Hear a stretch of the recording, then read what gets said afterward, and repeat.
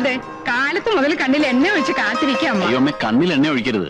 ഇപ്പോഴത്തെ എണ്ണയിൽ മുഴുവൻ കലർപ്പാ. ഒന്ന് പോടാ, അവന്റെ തമാശ. നിക്കൂ, കഴിഞ്ഞ തവണത്തെക്കാളും വല്ലാണ്ട് ക്ഷീണിച്ചിരിക്കണു. ഓ, എങ്ങനെ തളുതളുതളുന്നിരുന്നതാ എന്റെ കുട്ടി. ഹോട്ടലിലെ കരിക്കാട് വെള്ളം കുടിച്ച് ഈ കോലത്തിലായി. നീ വേഗം പോയി കുളിച്ചു. അമ്മ ചോറ് വിളമ്പാ. അമ്മേ, ആ അച്ഛനും ഏട്ടനൊക്കെ എവിടെ പോയി? അച്ഛൻ ആ മൂത്തടത്തേക്ക് പോയിരിക്കുക. അവിടുത്തെ ആ ചെക്കന് പിന്നെയും പ്രാന്തളായി. പാവം. കുഞ്ഞേഷാ, കുഞ്ഞേഷാ, ഇത്ര നേരം ഇവിടെ ഉണ്ടായിരുന്നു. കിടന്നുറങ്ങിയായിരിക്കും ആ ശ്രീകരം. അല്ല, എന്തിനാ ഇത്ര പെട്ടെന്ന് എഴുത്തയച്ചൊക്കെ വരുത്തിയത്? വിശേഷമൊന്നുമില്ലല്ലോ? വിശേഷമുണ്ട്. എന്താ അമ്മേ? പറയില്ല. കൊഞ്ചാതെ കാര്യം പറ അമ്മേ. കല്യാണം നടക്കാൻ പോവാ. കല്യാണോ? ആരുടെ? നിന്റെ കുഞ്ഞേഷിന്റെ. എന്റെയോ? ഇപ്പോഴോ? ഇപ്പഴില്ല, കുറച്ചുകൂടി കഴിഞ്ഞിട്ടേ ഉള്ളൂ. തമാശ പറയല്ല എന്റെ അമ്മ. തമാശ അല്ലടാ, കാര്യമായിട്ട് പറയാ. നിന്റെ അച്ഛനും അമ്മാവനും കൂടി എല്ലാം പറഞ്ഞ് തീരുമാനിച്ചുറപ്പിച്ചിരിക്കുക. ഹൗസ് സർജൻസി കഴിയാൻ ഇനി 2-3 മാസം കൂടി ഉള്ളൂ. അത് കഴിഞ്ഞ് പ്രാക്ടീസ് ഒക്കെ തുടങ്ങി ഒരു 4 കാശ് കിട്ടി തുടങ്ങിയിട്ട് പോരെ കല്യാണമൊക്കെ? അപ്പോഴേക്കൊക്കെ ഉണ്ടാവുള്ളൂ. പക്ഷെ ദിവസം കണ്ട് മോതിരമാറ്റം ഉടനെ നടത്തണമെന്നാ ആങ്ങളെ പറഞ്ഞിരിക്കുന്നത്. ഓ, രക്ഷപ്പെട്ടു.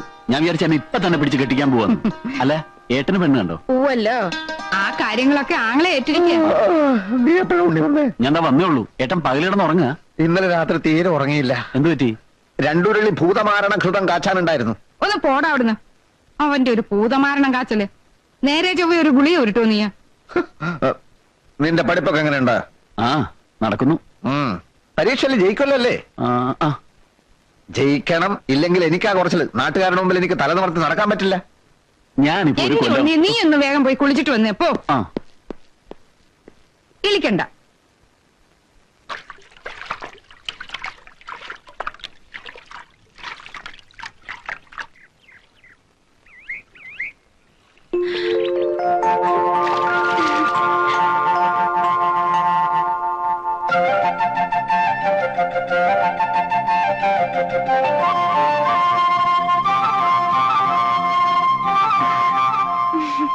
എനിക്ക് ആദ്യം ആളെ മനസ്സിലായില്ല.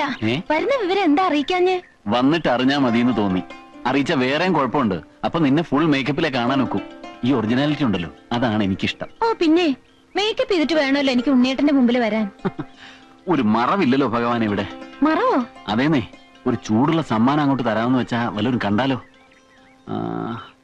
അല്ലെങ്കിൽ ആരെങ്കിലും കാണുന്നെങ്കിൽ കാണട്ടെ.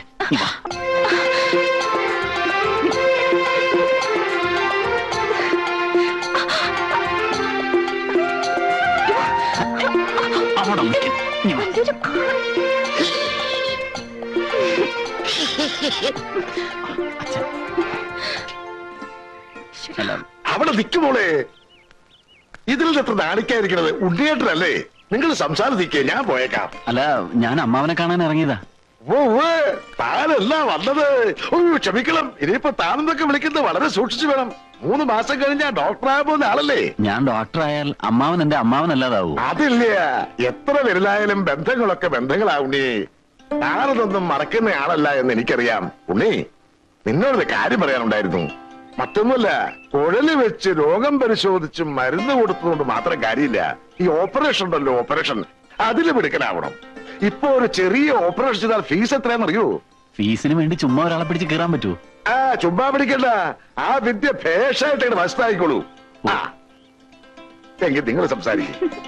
ഓ, പെണ്ണിന്റെ ഒരു നാണം. എന്നാ വാ, മൃഷ്ടനായിട്ടൊരു ഊണ് തരപ്പെടുത്താം. എന്താ?